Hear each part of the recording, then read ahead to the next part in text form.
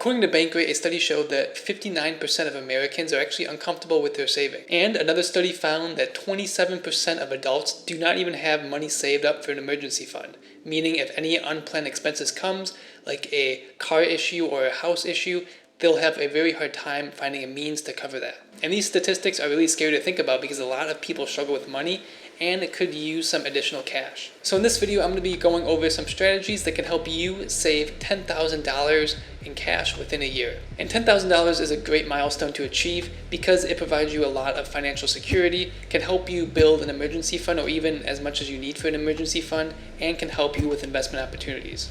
So if you're on the path of saving $10,000 a year, the first thing you need to do is come up with an achievable goal for yourself. Because $10,000 is a really big number, and it can be hard to think of achieving that, but we can break that down into smaller, more bite-sized manageable chunks to make it easier to stick with our goal. So for 1 year, that would be a monthly savings of $833, bi-weekly of $385, weekly of $192, and daily of $28. Now, when you're looking at these numbers, the main ones you have to focus on is going to be that weekly and bi-weekly numbers because that's when the average person gets paid, either weekly or bi-weekly. So it'll be easy to help you visualize that goal if you know how much you're taking out of your paycheck, either if it's every week or every bi-week. And setting a $10,000 goal is great, but you want to have a clear goal of why you want to achieve this amount of money. You need to take a step back and look at the bigger picture and see why you're actually saving this money in the first place and what it can help you do in the future.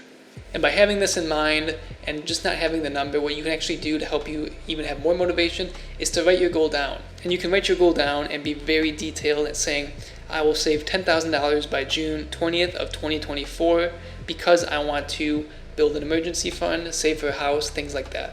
And if you want to achieve this goal even faster, let's say in 6 months, the numbers that you need to achieve for month, weekly, bi-weekly, and daily are as follows. Monthly would be $1,667, bi-weekly would be $769, weekly would be $385, and daily would be $55. The next step after you have your goal in place and know that you're going to be sticking with it to achieve it is by creating a budget. Now, everyone should have a budget because it's going to give you the clearer picture of how much money is coming into your account versus how much money is leaving your account. Now, there's many ways of creating a budget, whether that be apps or Excel sheets, but all you have to do is just see how much money exactly is coming in every week or month, and then versus how much money is coming out every week or month. And by visualizing that, it's going to be that much easier to help you see where you can cut back expenses or increase your income to achieve that $10,000 goal. So once you have your budget created, let's look at the first part, which is going to be the expenses, how much money is leaving your account. So there are some key items that are probably on your budget or expenses where you can see that a lot of your money is actually being taken out because of those things. So I'm going to be going over a couple of them and show you ways that you can actually decrease the amount of money that you're spending on these per month. The first thing is groceries, and this is probably the third biggest expense for a lot of people behind your house, apartment, or car. To save money on these, it's really important that you take fewer trips to the grocery store so you're not buying a whole lot of stuff. Using coupons to see if ways you can find to save money, and look around and find the cheapest store in your area. Oftentimes you might go somewhere where the food is a lot higher marked up than somewhere else even closer by. Another tip that I use a lot is never go to a grocery store when you are hungry. If you're hungry, you're going to be constantly looking around and everything's going to look good to you. But if you go when you're actually full, you're just going to go in there for what you need and not get all the junk food that you might not need. And by doing this, you can probably cut back on a lot of your expenses that come with the grocery store when you're only buying things that you absolutely need. Another big expense that's also related a lot to food is eating out all the time. Lots of restaurants and fast food places in general are increasing their prices, making it that much more unaffordable for the average person. So instead of going out to eat all the time, try to cook more dinner at home. Find interesting and fun recipes that you can make that'll help make the cooking process more easier. Another thing that you can do is if you do not like cooking, you can meal prep. That way you only have to cook about once or twice per week and you'll have food lined up for the rest of the week that you've already pre-made. A big thing outside of food to also look for if there's any subscriptions that you're being charged for every month. A survey actually found that half of the people that have streaming services or subscriptions are paying for things that they actually don't even need or not even using anymore. And this could be a big drain on your money because some of these subscriptions are $20, $40, $60 a month, which over the years and months can add up to a big amount. And lots of people don't even know that they have these because when they have their credit card payment due, they just make the full amount and don't look deep into their history of what they're actually buying. So they'll never actually see it. But because you developed a budget, you're going to be able to see exactly where these expenses are coming from, so you're able to cancel these if needed. Another big expense for a lot of people is just impulse purchases in general. Looking on like Amazon or going to the store, there's lots of stuff that people buy that they might just not need. So if you're going to make an impulse purchases, maybe $5 to $10 things is pretty reasonable if you want to go buy something.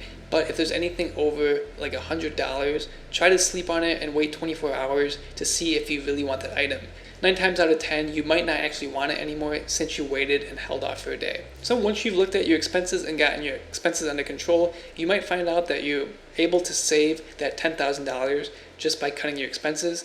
But for the most people, we have to look at both sides of the budget, that's income and expenses. So now we'll go over the income portion of the budget. And this is the hardest portion to increase because increasing your income requires a lot of additional work on your behalf. But if you're motivated to have your goal of $10,000 written down, then you can achieve this, and if you work hard, you'll be able to increase your income.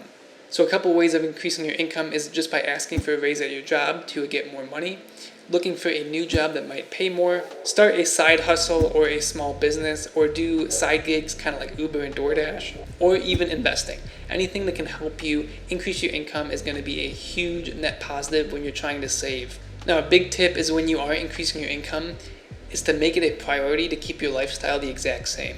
That way, when your income increases, all that additional money can go into your savings to help you achieve your goal. Lots of times when people get a raise or a promotion at work, their lifestyle will also increase, meaning they'll want the nicer car, the nicer house, but try to refrain from doing this and you'll be able to save a lot more.